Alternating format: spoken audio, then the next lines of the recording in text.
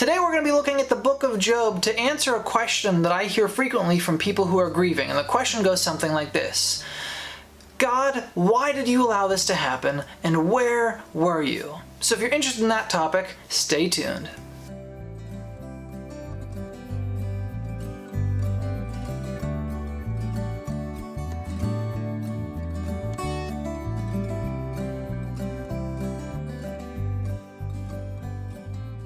Guys, if this is your first time here, I just want to personally welcome you to the HomeGrown Ministries YouTube channel.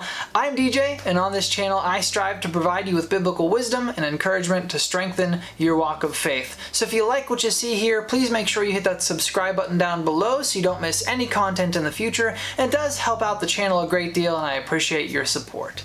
So as we dive into the question, looking at the book of Job, if you've never read it before, a quick synopsis is Job is a godly man.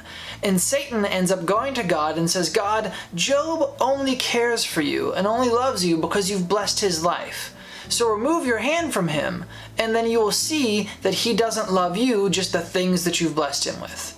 So God relents and takes his protective hand off of Job, and Satan is essentially allowed to, after some back and forth with God, do what he wishes with Job aside from killing him. So Job loses everything in this deal. Now at this point, he is lamenting his life, and his three friends come to him to essentially talk to him about what sin is in his life that caused these bad things to happen, because you see, they believed that God punished those who are sinful. So they are saying, hey, there must be something in your life that is causing God to punish you, and Job essentially justifies himself the whole time. Eventually a fourth man comes who's younger, who's mad that Job is trying to justify himself and not justifying God through what is happening. Again, there's lots of intricacies in Job. Read it yourself. It's a wonderful book. Maybe I'll do it one day on the channel, like I'm doing with the Gospel of John. If you want to see a Bible study of the Gospel of John, P.S. side note, here's my plug. You can see that link to the playlist right here, so check that out when you get a chance. At this point, after everybody's answered Job, Job gives his final statement, and he essentially says to God, God, why? Why did you let this happen? Where were you? I'm a faithful man. I've been nothing but faithful. Where were you, and why did you let this happen? And then God responds. And I think we miss this a lot today. We miss God's response, because what we want to hear is God say, this is why. But if we look at the book of Job, that's not how God answers. So we're going to look at God's exact response to Job. I'm not going to read the whole thing, just the first part to get the point across. Again, read the whole thing if you'd like. So this comes from Job chapter 38, verse 4 and 5. So God initially responds to Job by saying, where were you when I laid the earth's foundation? Tell me if you understand. Who marked off its dimensions? Surely you know. Who stretched a measuring line across it?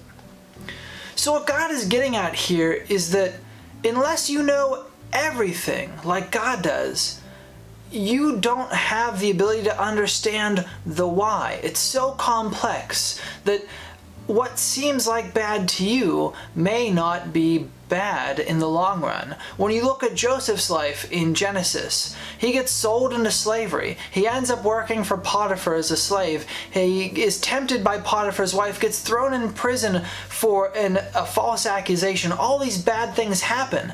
But in Genesis chapter 50, verse 20, he says to his brothers, you meant this for bad, but God used it for good.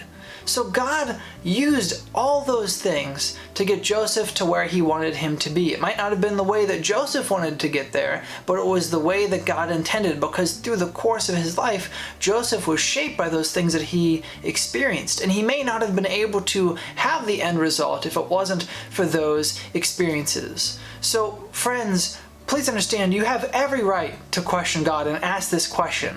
That's not what I'm getting at. The point, though, is that God might not be answering you. He might be saying, there is a purpose to this, but I couldn't even try to explain it to you because you wouldn't understand anyway. And eventually, when you get to the final destination, you will see why this happened. And the cool part of the book of Job is God never ends up telling Job why.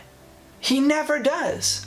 he responds to Job with this question. It essentially says, where were you when I created the universe? And if you don't understand everything there is to know about the world, you don't really have the ability to question why I'm doing the things that I'm doing. But understand, friends, that God always has our best interests in mind.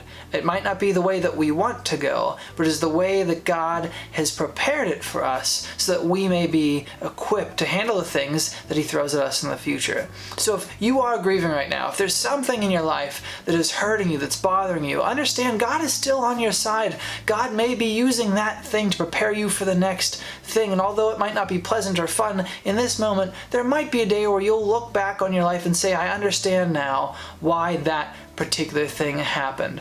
Last thing that I want to say is, guys, if you are hurting, if there is something in your life like this that is bothering you, please leave a comment below. You don't have to be specific. I am happy to take time out of my day to pray for you, because God is able to get you through whatever you're going through. If you're suffering, he's with you. And understand, he loves you so much that he died for you to pay for your sins so that one day you will be in eternity with him, where there is no weeping, where there is no mourning. This life is short and fleeting, and eventually we will, as Christians, get to heaven. And if you're not a Christian, that salvation is available to you as well. It is. Read Romans 10:9. Romans 10:9 will tell you the way to get there. And it essentially says, if you confess with your mouth that Jesus is Lord and believe that God raised him from the dead, you will be saved.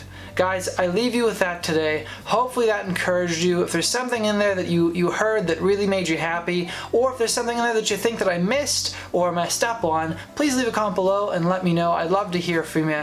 And as always, please continue to be the salt of the earth, be the light to the world, and encourage someone else today, because the world desperately needs it. I hope you guys enjoyed this video, and as always, I'll see you in the next one. Bye-bye!